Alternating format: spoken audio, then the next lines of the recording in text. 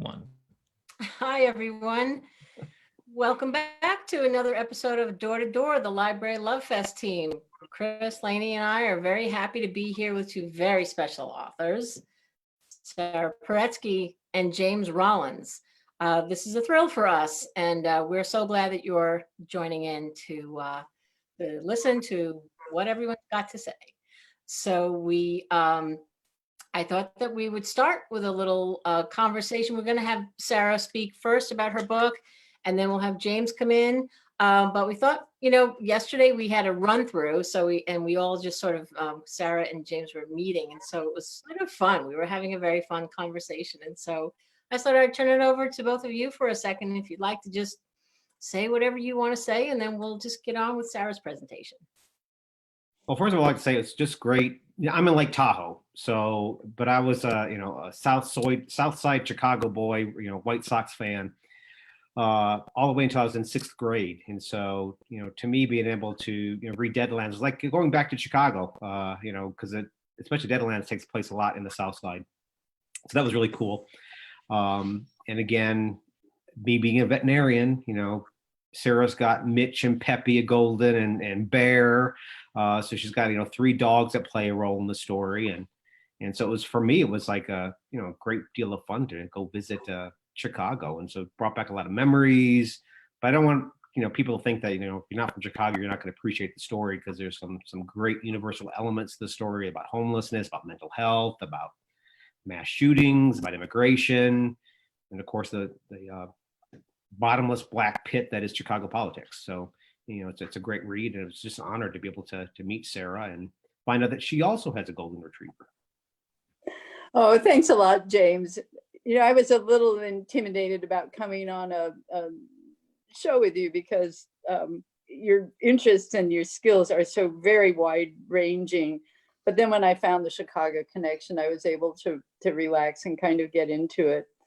But I've been enjoying The Last Odyssey enormously, and particularly, although not a lot of it is set in Greenland, it's the Greenland part that gets it going. Sure. And just coincidentally, my husband and I have a good friend who is a scholar of Greenlandic languages. So I've never been, but I hear a lot about it at dinner and dinner parties. And I guess I'll wait for your segment, but I'm very keen to know what drew you to Greenland.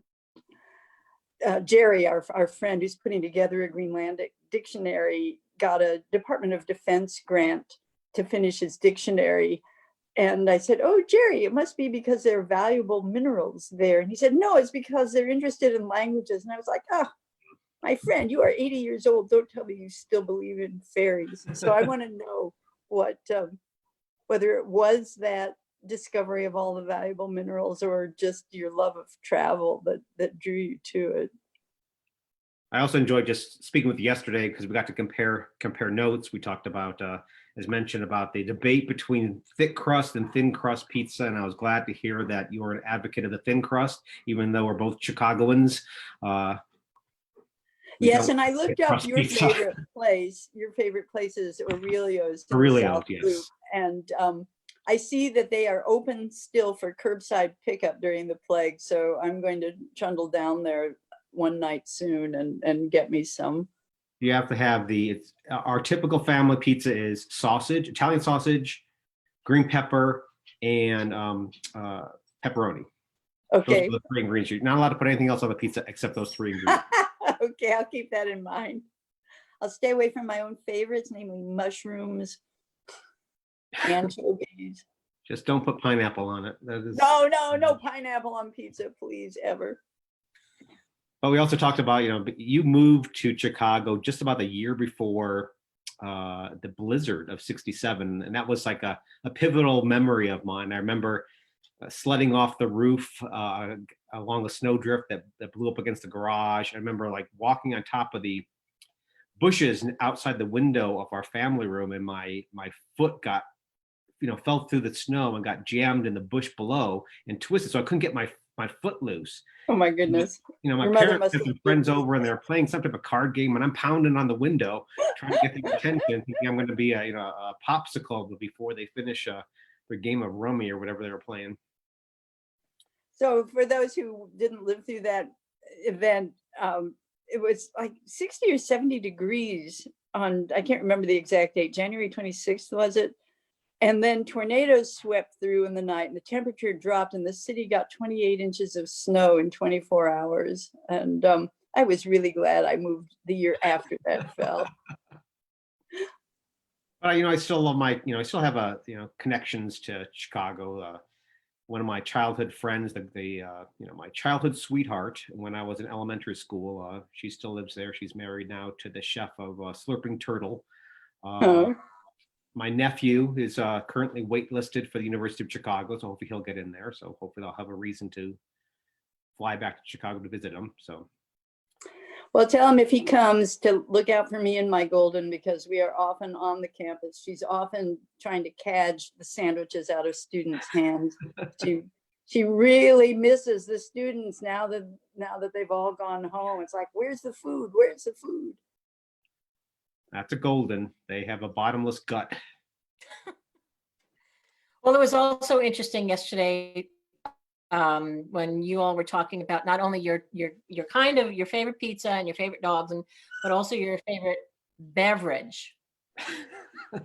We want to talk about the beverages just for a second before we move on. I think we're talking about what we drink with a pizza. Yeah. And to me, it's beer. I'm not a huge beer drinker, but I always have a beer when I have pizza. That is hand in hand to me. Now I know Sarah has a different opinion. Well, it's just that I'm not a beer lover, but here I am with my Johnny Walker Black, which just goes with everything. Now, see, it's 11 a.m. here where I'm at. So I've got my Rockstar energy drink, which I promote nonstop. It's enough caffeine to knock out a Clydesdale, but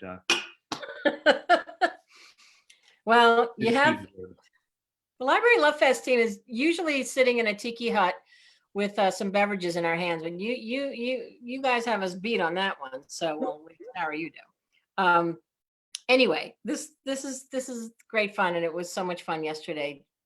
Just listening to the two of you talk about your common interests and your appreciation for each other's books. So I think we will start now with we'll talk about Sarah's books, and then we'll say goodbye to Sarah. So please send in your questions for Sarah, and then we will bring James on and do the same. And let's see if there's any. Chris, before we get started, and or Lainey, do we have questions? We have Wendy Wilson from snowy Cleveland saying hello. And cannot believe we are listening to these two powerhouses. Holy smokes. That's Wendy Wilson from Cuyahoga Library in Ohio. Nice. Yes. Thanks, Wendy. I also want to give a shout out to my personal librarian, my goddaughter, Jo Willis, who's the manager of the Austin branch of the Chicago Public Library. Nice. Very nice. Yeah, we've got people from, we've got Vicki Nesting from Louisiana checking in and saying hello. And Jennifer Winberry checking in, Jean Kern from Nebraska. Just so much love from all over, Kansas, wine country, I don't know, just lots and lots of love. So Chris, Lainey, unless you have any particulars, we should probably just get going. Good? Okay. All good. Those are muted. Lots of Okay. love, but good. Yes, an outpouring of love. So James will bring you back on soon. So everyone get ready for more Sara Paretsky, and then again, hang around because then we'll bring James Rollins back to talk about The Last Odyssey. All right. Well, I am always glad to take part in a Library Love Fest, whether it's virtual or person to person. In libraries, every reader knows to value and cherish libraries, but selfishly, I have to say libraries made my career. When I published my first V.I. Warshawski novel, it sold 3,500 copies, and 2,000 of those were to America's libraries. And that made the difference between dial press wanting me to write a second book and me disappearing into the great void of unknown writers. I also just value librarians so highly for staying on the front line of free speech issues, which become more important every day. I think people think, oh, what could I do that doesn't pay a lot of money and runs the risk of imprisonment for speaking up about national security letters? I know, I'll become a librarian. But librarians have been incredibly brave about being on the front lines of keeping our speech private and available. And there's just no institution outside maybe the people who are working on patients in the coronavirus pandemic that I value as highly as I do America's librarians. So thank you for keeping the faith for all of us. In fact, That's beautiful. In Fallout, which was 2 books ago, a big chunk of the action takes place in my hometown, Lawrence, Kansas, in the public library there. And the librarian at that library plays a crucial role in the story. In Deadland, my new book, which is going to be published on Tuesday, VI does go back to Lawrence, Kansas. Something about getting old that makes me want to return to my roots. I've lived in Chicago for over 50 years now, but I feel the pull of the prairies in a way that I never did as a young person. However, the book starts on Chicago's South Side. VI encounters a homeless woman living under a viaduct, discovers that the woman is a singer who's become mute as a result of some really traumatic events that took place on the Kansas prairies. And ultimately, she has to go to those prairies. She is definitely, I won't say she's a fish out of water. She's more like a grass out of soil because she has no idea how to handle herself in the wide open spaces. Some strange people help her unexpectedly and some shoot at her unexpectedly. And ultimately, she has to come back to Chicago to wrap things up. I'm just going to read a little bit from the opening of the book, and then I'll be happy to answer questions that anyone has. Chapter 1, The Dogs of August. The long buzz at my apartment woke me, and then I heard the dogs. I pulled on jeans and staggered to my door where Donna Lutis was leaning on the bell, screaming, "Get out of bed and deal with this." I ignored her, excuse me, stuck my feet into my running shoes and hurried down the stairs past a gauntlet of angry neighbors, including Mr. Contreras, resplendent in magenta pajamas. Peppy and Mitch, the 2 dogs I share with him, were hurling themselves at the lobby entrance in a frenzy.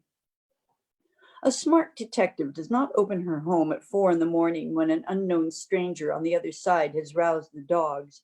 But Donna Lutis was yelling threats. The Soong baby was crying, and everyone was babbling incoherent worries. Should we call 911? Should we shoot the dogs?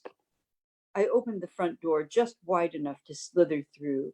A large brown dog with a square face and an anxious expression was tied to a lamppost near the entrance, a paper bag on the walk next to him. He had a white piece of paper wound around his collar. I unfolded it and held it under the lamp to read. "Well, Warshawski, you seem to know your way around dogs, even if you're terrible with people.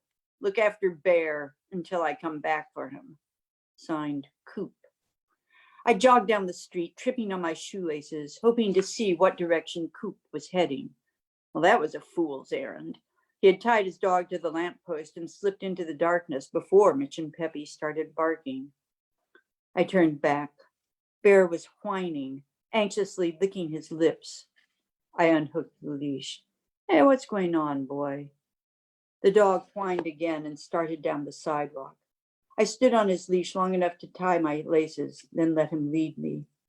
We'd gone about 5 blocks when I realized he was trying to get to the south side, to wherever Coop lived, not following a trail. However, when I tried to turn Bear around, he lay on the sidewalk and refused to budge. I'm strong, but not strong enough to carry a big dog half a mile. I squatted next to him, feeling naked despite the hot night. I was wearing a sleep shirt and jeans, no underwear, no socks, no phone, no house keys. If Coop left you with me, he's not going to be at home, boy. Best come with me now. We can get some sleep, sort it out in the morning. Let's make the best of a situation neither of us wants. I don't know if it was my words, my tone, or just his sad realization that his lot was hopeless, but he got up and plodded up the street with me. How'd a steady boy like you end up with an explosive device like him anyway? I barely knew Coop. I didn't even know if that was his first or his last name or just a nickname. I didn't know where he lived, where he was from, where he might go if he'd fled Chicago. We'd met a handful of times, and each time he'd gone from angry to volcanic in under a minute. Maybe he really had killed Leo Prince. Maybe he thought the cops were closing in on him. When we reached my building, Donna Lutis was still standing there. "Another dog?" she screamed. "You can't bring another dog in here." "Yes, Vic," Mr. Sung said. "It is too much, all this barking. And then we never know if someone is breaking in, wanting to shoot you, that may be hitting one of us by mistake." Mr. Contreras usually speaks up for me, but not tonight. Peppy and Mitch didn't help. When they saw me escorting Bear up to the third floor, they began barking and straining to follow. They didn't want some interloper taking attention that belonged to them. "The last straw," Lutis cried. "I'm going to the management board in the morning to demand they evict you. 3 dogs when the limit is 1.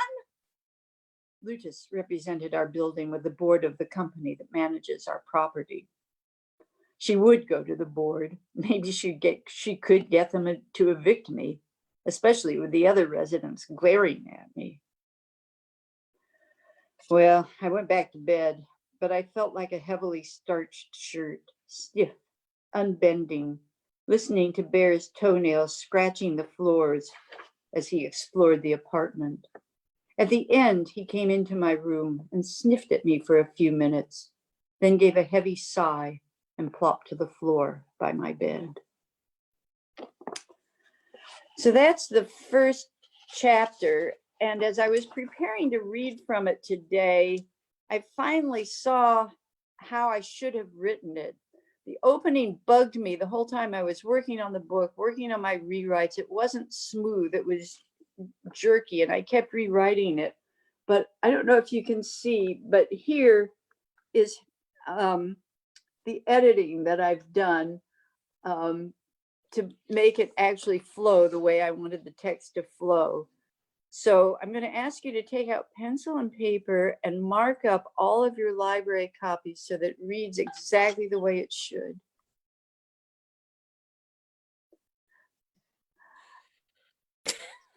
I don't know if do we ask for questions now, or should I keep talking? They're laughing. They're all laughing. There's so many hearts are floating up. Chris Laney, can you pull up the comments? Because I keep getting stuck. So if you can, I'm seeing a couple of comments here. Oh, Jean Kern wants to say, thank heavens, an animated author reader. Did you have anything to do with the theater at KU? Did I have anything to do with the theater at KU? No, except for going to watch plays. I think this comes from my mother, who was the children's librarian at the Lawrence Public Library for 25 years. She was such a gifted storyteller. I am no match for her. My mother was a big woman. She weighed over 300 pounds. And for summer reading programs, she would always dress up and have a special theme. One year she was a dinosaur, and the whole theme for the summer was dinosaurs and fossils. One year she got someone to make her a paper mache cow's head and a big floppy Holstein kind of smock with black and white, or jersey, I guess, jersey cow, black and white markings on it. And she said a woman came in for story hour with her 4-year-old, and the 4-year-old said, Mommy, that's the cow. And the mother was really embarrassed to have a her toddler point out that my mother was a big woman. And my mother said, no, I remember him. We were at whatever preschool she had gone to, and I was the cow. So she both was a wonderful storyteller and had a great sense of humor too. Wow, she sound like a wonderful person. So my dynamism comes from copying what she did to keep us entertained when I was little. Nice, very nice. Yeah, we have Wendy Wilson Bartlett again saying, daughter of a librarian. Well, that explains it. Thanks. Let's see. Lori James wants to know, do any family or friends recognize themselves or others in your characters? You know, people often think that they know themselves from my characters, and it's always strange to me because I try hard not to bring real people in. I learned this the very hard way, but fortunately very early in my career. My second book, Deadlock, not to be confused with Deadland. And by the way, here I am drinking out of one of VI's mother's red Italian wine glasses. The whiskey makes it look gold, but it's got red threads baked into the glass when it was made in Venice. Anyway, I worked at CNA Insurance in Chicago for many years, and I worked with a guy who I just couldn't resist trying to poke fun at him. You'd come in the morning and he'd whack you on the back and say, "How's it going, Slick?"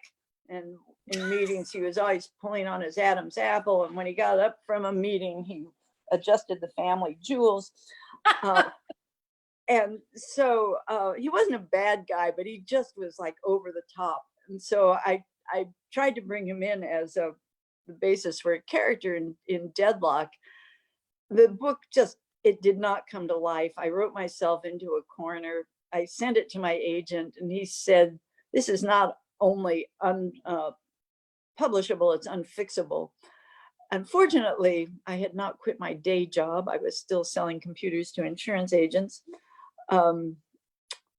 But it took me 6 months to kind of pick myself up off the floor and see what I could do to fix the book. And I realized that a big part of the problem was that the characters were not coming to life because everyone had to react to the real to keep the one guy real. Everyone else was kind of like a wooden puppet. So I went back, got rid of all those characters, brought in new characters, came up with a better storyline, and moved on. But it definitely, sometimes a person's speech will influence a character. Like I used to work with an agent on Long Island who I loved him. He's the only person in the world that I would take a phone call from. If he called me doll, anyone else I would have smacked. But it was just so much part of how he was that when VI moved into her new building and Mr. Contreras was there calling her doll, I just started channeling this guy's voice. And I always knew when he called, I was going to be on the phone for at least a day, maybe a week.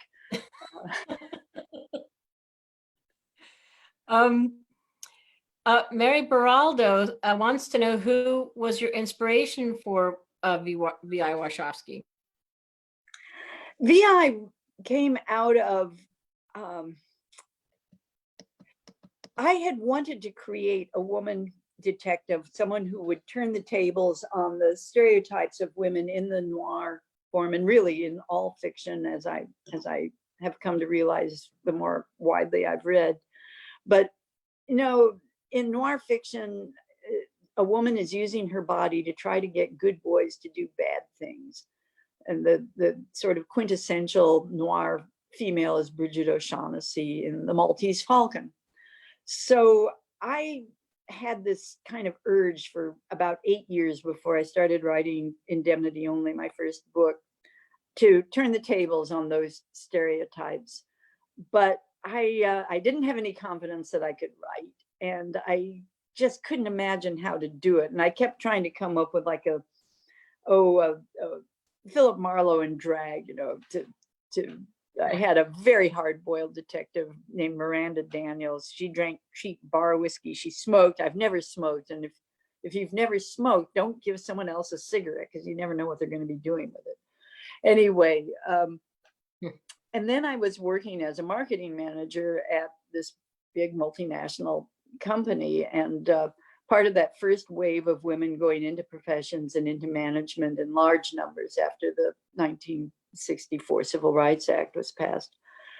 And, you know, I had some great male bosses, great mentors who really helped me, but there were a few pills along the way too. And one of them, I was in a meeting in his office and I was looking down at Grant Park. It was a drab October day. And my lips were saying, gosh, Fred, heck of an idea. And the balloon over my head was saying, you unspeakable, unprintable turkey bird. If I could pick you up and throw you through this window, I would love to see you crash into Buckingham Fountain. Anyway, VI came to me really literally in that moment, in that thought. I thought, I don't want Marlowe and drag. I want a woman like me and my friends. She's doing a job that didn't exist for us when we went to school. And she's taking the crap that we're taking. But number one, she says what's in the balloon over her head because she grew up on Chicago's South Side. She did not grow up in Kansas in the 1950s where girls were told to make nice. And so she was not really based on anyone, but more on my desire to have a powerful voice of my own. And she became kind of my surrogate voice in the world. Oh, that's fantastic. That's why it's so authentic. That's why people respect her and respond to her, you know. So there's a lot of love here for your drink of choice and your pretty glass. People are liking that. And let's see. Love all of the rows of books behind you. What are you reading now? Asks Evelyn Keolian. I hope I pronounced that correctly. Well, I'm finishing The Last Odyssey, which I'm so glad I got to do this program with James because I'm a latecomer to his work and to his Sigma series, and I'm really loving it, loving the sense of place and adventure that he brings to it. I'm catching up. One of my favorite writers is Anne Cleeves in England, and I'm catching up with the books in her Vera series that I haven't read yet.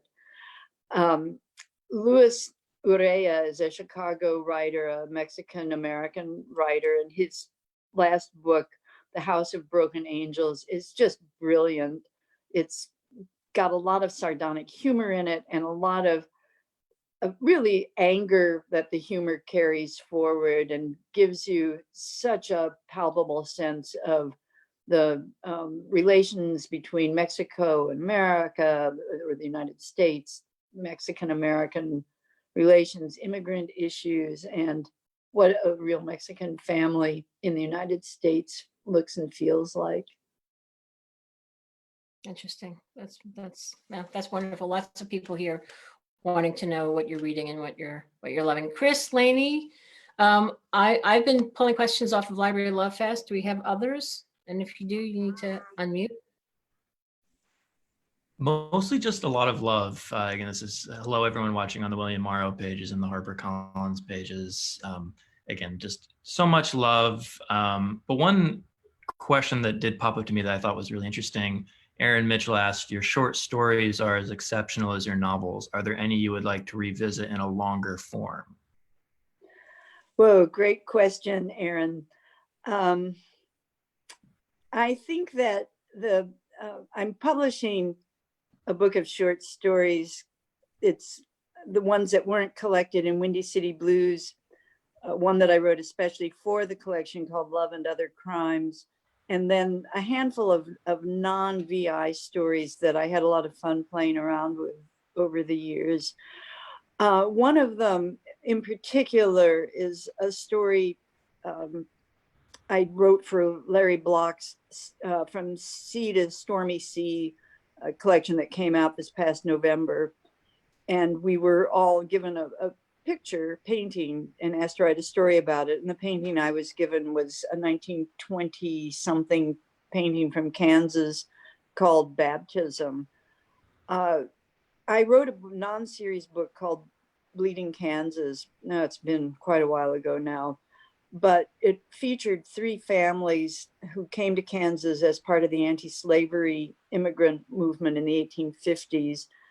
And it showed them where they were in the current, at that point, right after we had invaded Iraq. It showed what was happening to rural families in Kansas around the Iraq War. Well, the baptism story let me go back and visit those families in the 1920s. And I don't know, the research I did and the writing I did about them just had a very powerful emotional effect on me. And I guess that's the one story that I'd like to be able to pull into a full-length novel if I find the time and the courage. Well, that brings me to a brief mention of Love and Other Crimes, which goes on sale June 30th, and has won some, of course, terrific raves. Publishers Weekly, I love this. Publishers Weekly says, the love that really comes through in each story is the love and empathy Paretsky has for her all too human characters. Booklist gave it a starred review. And going back to Deadland, which, as you say, is going on sale April 21st, rave reviews across the board. Again, Booklist, starred review. Kirkus loves it. As usual, Paretsky is less interested in identifying who done it than in uncovering a monstrous web of evil, and this web is one of her densest and most finely woven ever. So fierce, ambitious, and far-reaching that it makes most other mysteries seem like so many petty-fours. So, you know, these reviews are deeply moving to me for many reasons, but I wrote Deadland in the wake of my husband's death. It's the first book that I wrote without, he was always my first and only pre-editorial reader. And so knowing that I could do it without him, I wasn't sure I could. So these reviews move me really deeply. yeah. Well, that is understandable. Understandable. Sorry, didn't No. mean to turn that on. Not at all. Not at all. That's completely understandable. And we appreciate your sharing that with us. And we feel for you. We're so sorry for your loss. But we love that you have been here with us and through that time that you have, you kept at it, and you could have stopped. You didn't. And that says everything about you. So we thank you so much for all that you've done and all that you continue to do and all that you do for libraries. I would be remiss if I didn't mention your outstanding speech that you gave at the American Library Association in Chicago for the Carnegie Awards. I have never seen anything like that. You brought that room full of people to their feet with your glorious speech, which was reprinted by Booklist magazine, which I will get and post on Facebook. It was, you championed libraries like it was gold. It was gold raining down from that stage. And as you started out today, just talking about comparing the bravery and the of librarians and what they stand for, and comparing them to the medical workers of today at the forefront, is I appreciate what you're saying, and I know that they do too. And well, it's very heartfelt. It is not gloss.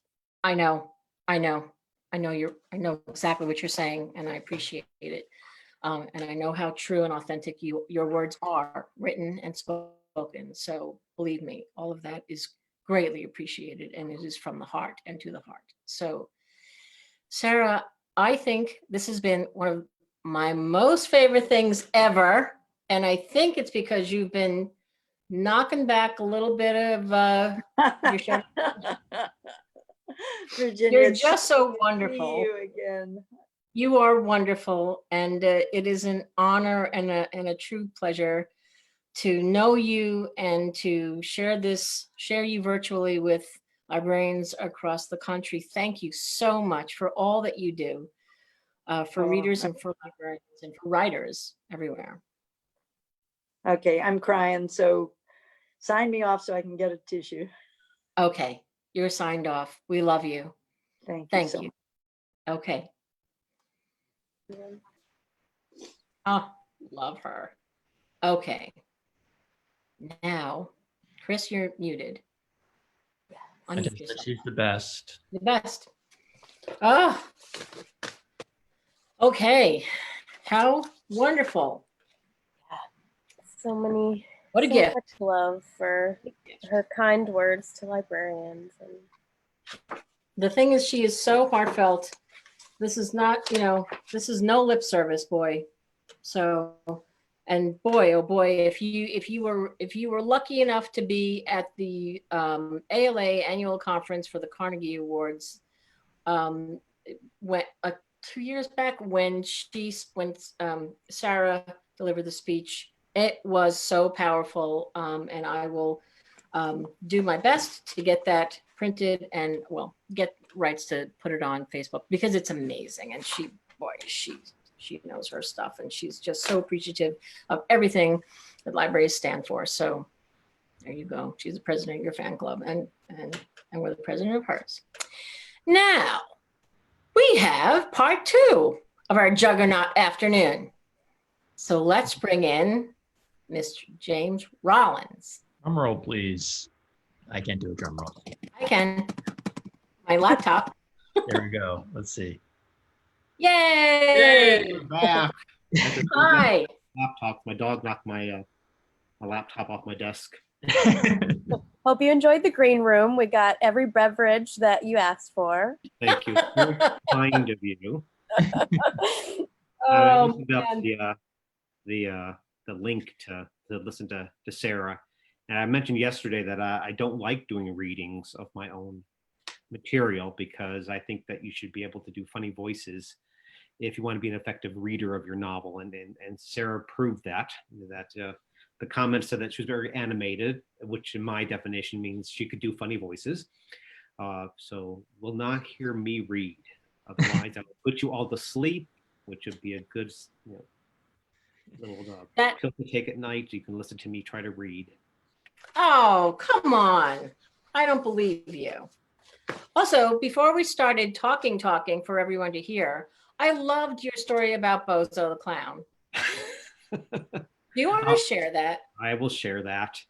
Growing up in Chicago, one of the delights of every child across the metropolitan area was WGN's Bozo the Clown show. Again, they had this, my favorite part of the show was where they were giving prizes if you could toss, I think it was like a little bean bag or ball into these little pails. And the farther you can land that bean bag into the pail, the bigger your prize was. And so when I was a youngster, my older brother and older sister got to go to the Bozo the Clown show and appear on it and play that game. I was literally probably green with envy, probably, looked like a green magic markers. I was so jealous and angry that I couldn't go. Jump forward 40, 50 years, I went to Chicago to a book event, and I was doing a studio event at WGN, and I'm walking through the studio to go to my little segment. And I turn around and I realize I'm walking through the old set of Bozo the Clown. They had the same sort of little line of buckets or pails that you had to throw things into. So I got to, at 52, play that game finally. So it was the greatest moment of my life. Hey, listen, I can appreciate that. I thought that was a really, I would have felt the same exact way. Bozo the Clown was like a thing. I love Bozo all right, all right, I'm sorry. The important things. Yes. So James, The Last Odyssey went on sale March 24th. The worst day of the year. Well, until your book, I don't know, graced those who are able to read it. And of course, we should mention that you can get you can order James's book now, and you can get it on you can get it on audio, all that stuff. So if you're not getting deliveries of hardcover books right now. You will be soon. And if you want to download it, go right ahead because it's right there. So, James, your website is so amazing. It's like walking into a vault. It's just packed with all this wonderful, oh, I love the merchandise. I want to buy all the stuff. I want to buy all the merchandise. All the Well, I always describe my website as the encyclopedia of James Rollins. You know, it's where you can find about the books, but also I have a section on like, if you want to be a writer, here's some, tips I've learned. You know, I've had no formal training in writing. If you've read any of my books, you'll go, he's had no formal training in writing. I learned by reading. And so I was self-taught. So rather than having everybody out there have to reinvent the wheel, hopefully the website has some little Q&A about how to direct those people out there that may be entertaining, either writing a short story, writing a novel, writing a memoir, writing some type of journal for their family. There's some tidbits you can find on there. Yeah, it's really amazing. You really could take a deep dive into your website and just stay there for forever. I want to crib right off your website. I'll be perfectly honest with you, but I love this. So first of all, your book, this is the 15th Sigma Force. Yes. Adventure. Your writings have been translated into more than 40 languages and have sold more than 20 million copies. So here's that's wonderful. I love this line that the New York Times says Rollins is what you might wind up with if you tossed Michael Crichton and Dan Brown into a particle accelerator together. Yeah, I'm not complaining about that description either. That's pretty cool. Well, they're in good company too. So do you want to talk a little bit about the book? And then we have lots of questions that we can ask, Chris and Lainey and I will ask, and fans online. But why don't you just sort of give a description of what's happening in the LAST ODYSSEY, which just went on sale? Well, Sigma Force is their team of special forces soldiers that were drummed out of the service for various reasons, but because of special aptitude or skill, they're recruited in secret by DARPA, and they're trained to be field operatives for DARPA, basically scientists with guns. And this story starts with a group of researchers discover a centuries-old medieval ship that's buried about half a mile underneath the ice of Greenland. Because of all the melt that's occurring there, it gets exposed. Researchers go in. They discover in the captain's hold of the ship a clockwork gold map that's ticking along that seems to be pointing towards the location of the mythic land of Tartarus, which is the Greek version of hell that's featured in Homer's Iliad and the Odyssey. Zealots learn of this. They believe they can use this knowledge to potentially unleash an apocalypse. And it's up to Sigma Force, of course, to stop them. But to do so, they have to cross through that gates of hell in an attempt to thwart their enemy. So that's the story in a nutshell. It's a big European adventure. Crosses from one side of the Mediterranean to the other. If we can't travel to Europe right now, so if you're looking for a little armchair vacation, pick up the novel. It's quite escapist and fun.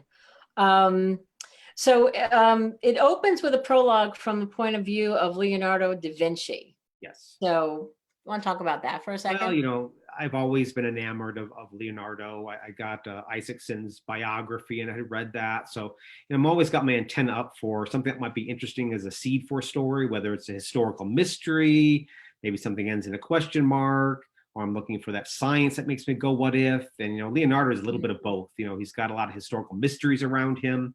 They've got a lot of, scientific intrigue around him. So I knew, I wanted to fold him into the story. I'd gone to the Louvre and I'd seen the Mona Lisa.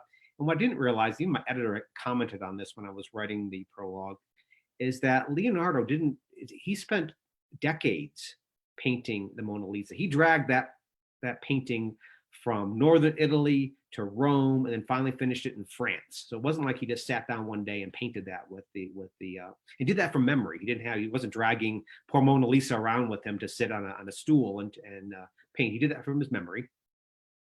But also, I'm just fascinated by I was reading again deeper into the thought processes and the process of Leonardo for coming up with his inventions, and discovered that he was pointing towards, and even by his own admission, that he was borrowed and even influenced by a set of Muslim inventors.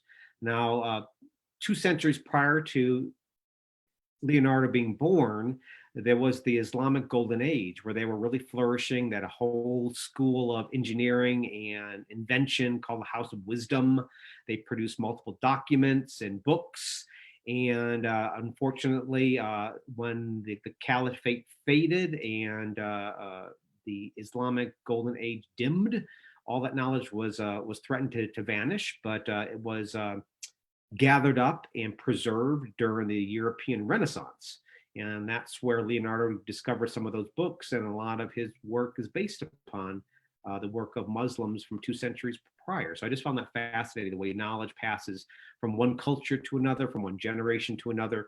That, one common theme of my books is, nothing stays buried forever. And knowledge has a way of being discovered and passed from one culture to another. So anyways, I wanted sort of to highlight that in the prologue of the book. My goodness, that's amazing. Didn't know most of that. So thank you. It's Well, quite it's an my goal is- education. My goal is to, entertain. Like you said, my goal is, I don't have no aspirations of being a literary writer. My goal is just to entertain you. I'm going to build the biggest roller coaster I can. And I'm going to have the, sudden drops and twists and turns, and hopefully keep you breathless, hopefully turning pages late in the night. But I also, hopefully by the time you're done, I think the books that have the most resonance are those that, leave you with something to think about, something maybe to explore on your own. So at the end of all my novels, I have a what's true, what's not section, where I pull aside the curtain and I explain how much of the book is based on fact, how much is fiction.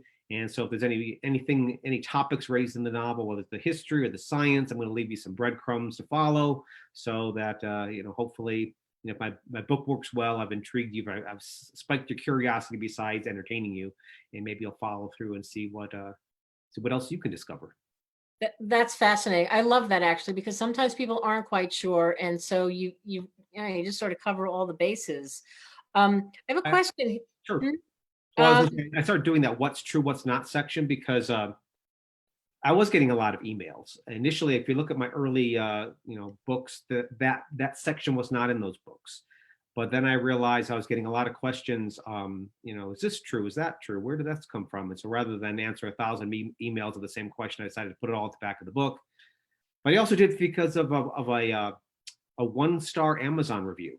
Not that I've got many 1-star Amazon reviews, but this one said, hey, Jim, I was enjoying your book until I got to this one section, and it was so unbelievable that it threw me out of the story, and I could not get engaged with the story again. And I couldn't, of course, reply to that gentleman who gave me that 1-star review, because that one area that threw him out of the story was actually true. So again, there's that, truth is stranger than fiction. So, I'm going to try to find surprising bits of history, like the fact that Leonardo da Vinci has a tie to these ancient, or not ancient, but Muslim inventors from 2 centuries prior to his birth. So it gives me a chance then to reveal how much is of history and science that may seem strange and unbelievable is actually true. So anyways, that's why I started doing that section. I love that. And people are actually commenting and saying that they love that. They love that you're doing that and that you have been doing that. Deb Cassidy writes in and says, if I've never read a James Rollins novel, with which should I start? Well, I structure each. I don't think anybody's read, or very few people have read my novels in order. I think they just find it on an airport bookshop or in a library. They maybe hopefully the cover copy intrigues them and they pick up and read the book, because I specifically structure each story so that I'm assuming that you've never read any of my previous books. So if there's any backstory you need to know, I'm going to put it in this book. So if you want to jump right in with LAST ODYSSEY, you're not going to feel lost. You're welcome to join in right there. Of course, if you read them in order, there's an arc of character that is experience if you read them in order, but definitely not necessary. Good. Amy White says, have you had some pandemic themes? Any advice for us?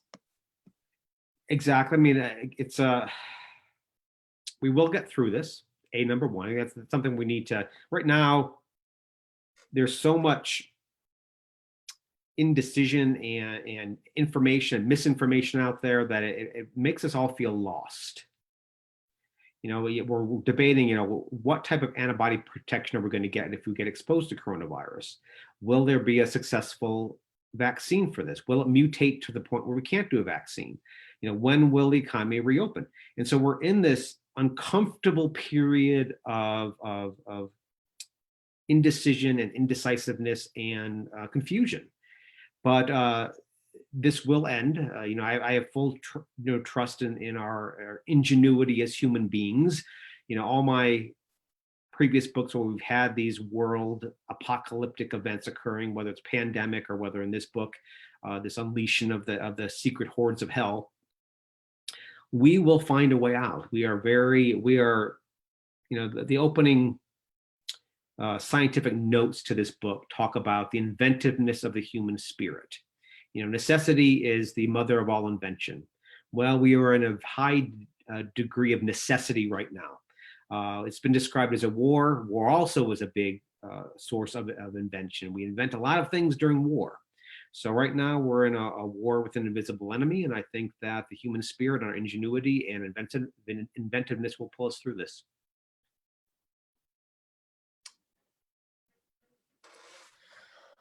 I believe you.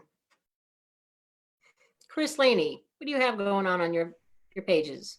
Yeah. Question about your veterinary background. Do you have fun creatures in books? How did that affect your writing of this book or some of your background? You know, I always wanted to be veterinarian, and I still do some volunteer work with my degree. And so there's a strong, this side of my brain is all about animals, medicine, science, this one about scaring with scary stories. And when I was practicing full time, you know, writing was my escape. It was my way of, because I was writing during my lunch hour at the veterinary clinic. So I was getting, you know, dogs are barking, cats meowing, phones are ringing, reception was coming with questions. So to me, writing was my escape, was going somewhere else. And that's my goal when I write, is to offer an escape to my readers, to somewhere different, new, you know, get out of the current stress of their everyday life. And but when I began to transition from full-time veterinarian, part-time writer to full-time writer, part-time veterinarian, animals began creeping into my writing. I didn't even realize it was happening.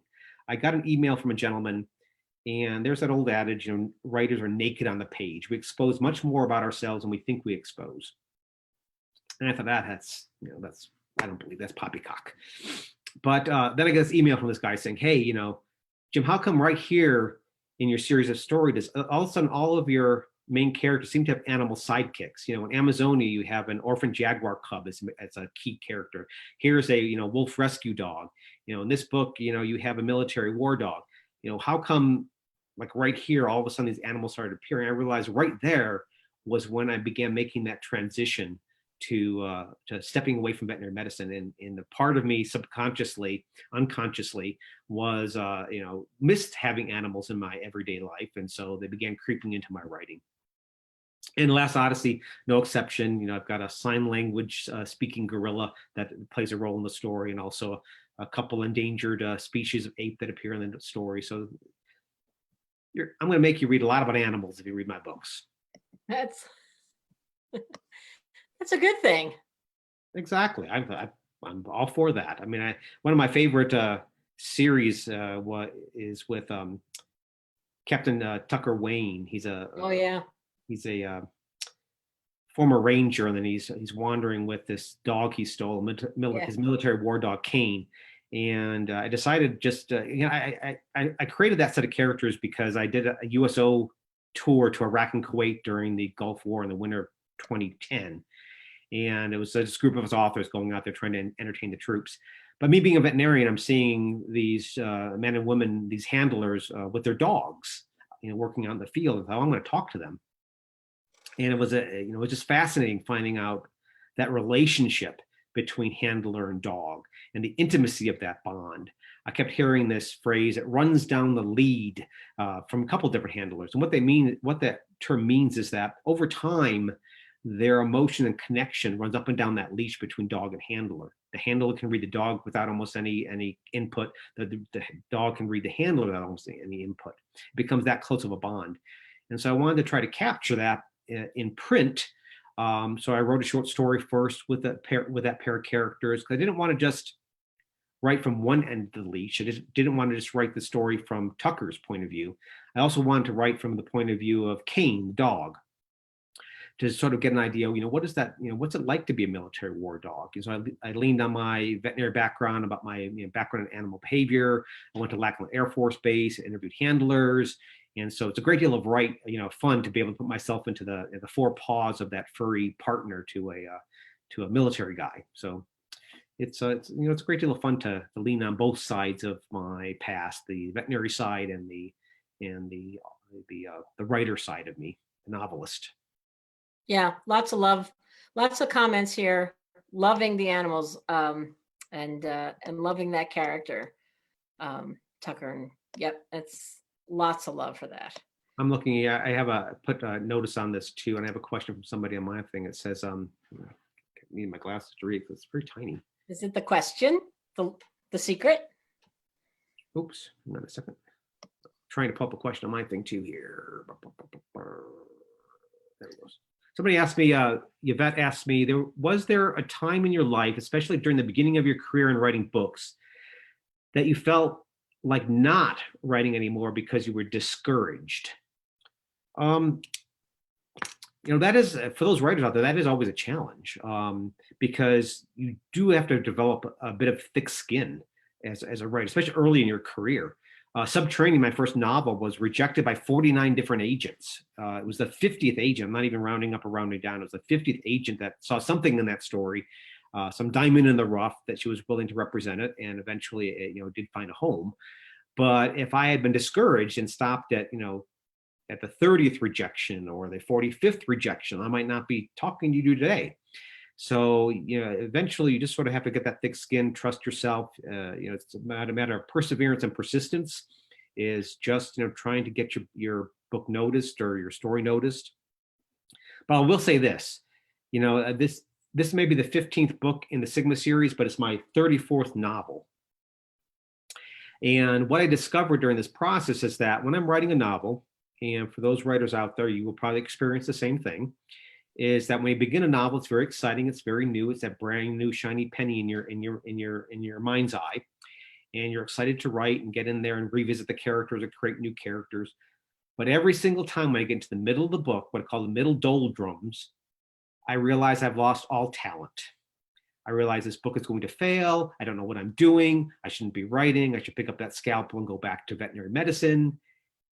But I just have to put my head down and just keep writing, trudging through it. And then when I get to about the last quarter of the book, trains in the tracks, ends in sight, then everything just clicks along, and I roll to the ending. And that book is just fine. I don't know what I was worried about. Surely this will not happen next time. Nope.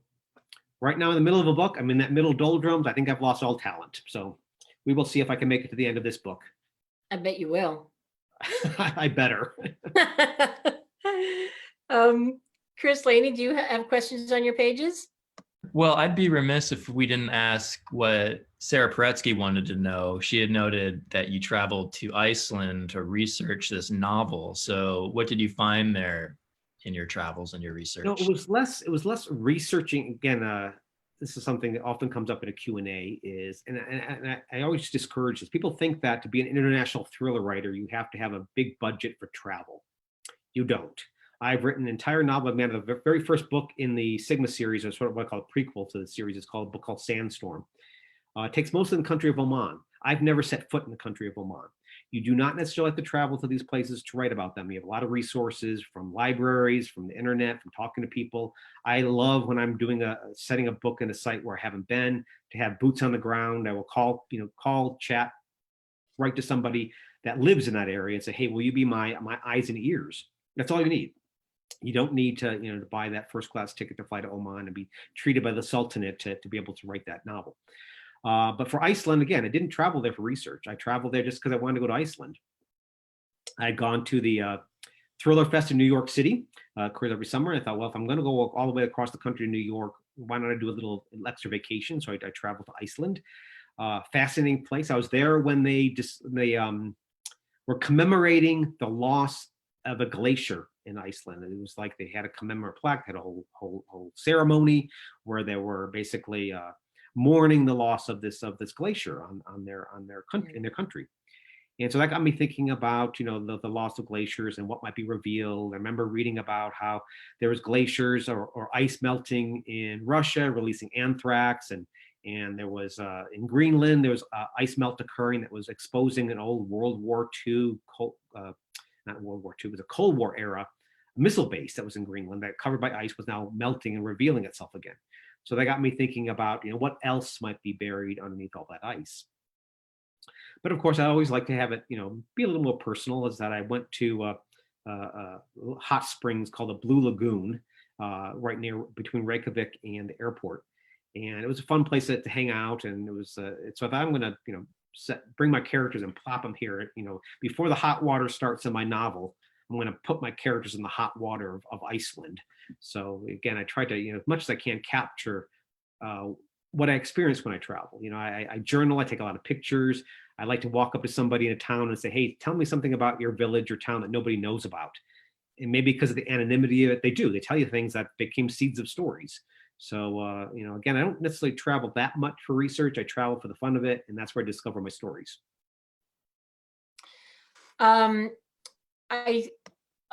Well, we have one question that, Chris, I'm surprised you didn't ask it. You said you were going to. I was a little shy, but I will ask it. The more outlandish, the better. This is, well, we'll see how outlandish it is, but oh, wait, Lainey, you need to go. Lainey needs to hop off. Hi, Lainey. Hi, it was so nice to talk to you. Hopefully we'll chat some more. Yeah. Counting on it. I'm counting on hearing the answer to this question. Yeah. Okay. Lainey's all right. scared, but I'm going to ask it anyways. Lainey has to go do another buzz, but go ahead, Chris. So, James, there's a rumor going around that you live in a haunted house. The rumor is true. I moved into this house a couple years ago, and it's a house that was built in 1936. It's within a rock throw of a fairly historical and famous Indian burial ground. So keep that in mind. So 1936 in the shadow of a Indian burial ground. And so I moved here and it gets sort of weird, hair shivering at the back of your neck type of feeling in the house. And I'm going, I don't know, something feels weird about this weird energy to this house. And I'm thinking maybe this house is haunted.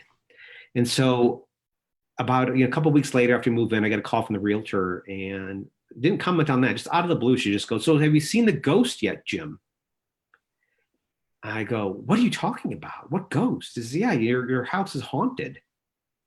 I go, "What? Tell me about it. I'm fascinated. I want to live in a haunted house." And she goes, "Yeah, the owner before you felt weird energy in your house, and so had brought in a feng shui expert to analyze the energies of the house. And she determined that your house is indeed possessed by a spirit. It's a spirit. It's an animal spirit. It's the spirit of a raccoon." So again, it's very appropriate, if being a veterinarian, that if I'm going to have a house that's haunted, that it's haunted by a raccoon. So I leave the trash out at night. So we have come to an agreement apparently. So everything is fine. But that makes perfect sense, though, really. I mean, if you're gonna live in a house that's haunted, that you have spirit animals there. I would find that so right. Well, this has been fascinating because as I said before, your books and your site and you are just this treasure trove of information. And I love that you've taken the time to talk to us, not only about your book, but the writing of your book, the research that goes into it, and what you've discovered along the way. This is really wonderful. And I love so many people saying how much that they love the feature in your books where, what's true, what's not true. And that's what makes a really good, smart book. And that's what yours are. And I appreciate that very much. And thank you for coming. You've been so supportive of libraries, James. You've been to the American Library Association, spoken there, and you've done events at so many libraries over the years. And we just thank you so much for taking the time to do that. And like Sarah, you're just so wonderful and supportive. And we just love having you here to share your story with librarians, with readers and writers. And we hope you come back again and talk again, because Anytime. Happy there's to. so much to cover. Love talking shop. Love talking shop. Yeah. All right. Well, oh, by the way, somebody loves the ship that's over your right shoulder on the windowsill. Is that a little Oh, ship? Yep, it's a little wooden ship. Bought it at a garage sale. I wish there was a more exciting story behind it. It's kind of cool. It's fascinating by all things nautical, which is the reason behind, there's a nautical archaeologist that's featured in the Last Odyssey. So it's me, living vicariously through my characters. Yeah. Yeah. All the signs keep coming your way. You find them or they find you. Yep. Yeah. Well, that's it for us, I think. We thank you again. And again, everybody, thanks for watching. And you can get the books right here on the site. So if you want to get a physical, the audio, the it's all right there. So again, congratulations, Jim, on your new book. And we'll see you again soon, we hope. So be well. Take good care. Thank you very much. I appreciate it. Bye, everyone. Bye. Bye, Chris. Bye. Bye. It's just us two now. Should we say You goodbye? and me against the world. Are we live? We're live. We're going to have a live off. Last one standing. We should have some drinks. I have water. Dehydrated. So do I. It's hot in here. Much literary heat going here on the. You've got the Caribbean behind you. It's true. Yeah. That's too much sun for me. Too much sun. This was fun. Oh my God. Wasn't that cool? So much.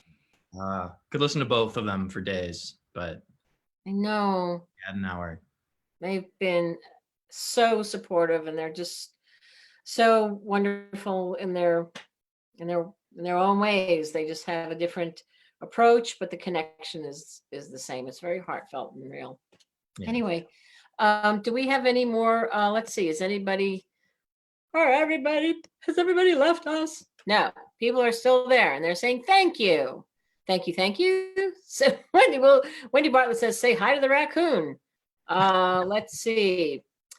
Yes, customers love you. Thank you, Wendy. Cuyahoga. We love that your customers love James Rollins. Let's see. Are there any others? Thank you, HarperCollins, for hosting. You're welcome. And yes, we love all of you guys just as much as you say you love us, and we believe you. Chris, I think it's time for us to say so long.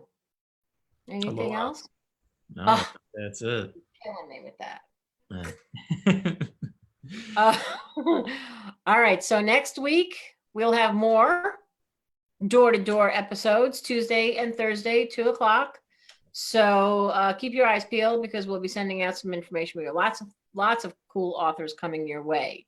So very excited. So we'll be sending something out tomorrow for next week. So until then, Chris, you take care of yourself. You too. Everyone out there, thanks for joining us. Thank you, everyone. Bye. Be all. well. We'll talk to you again soon. Thanks for joining. Bye. Bye.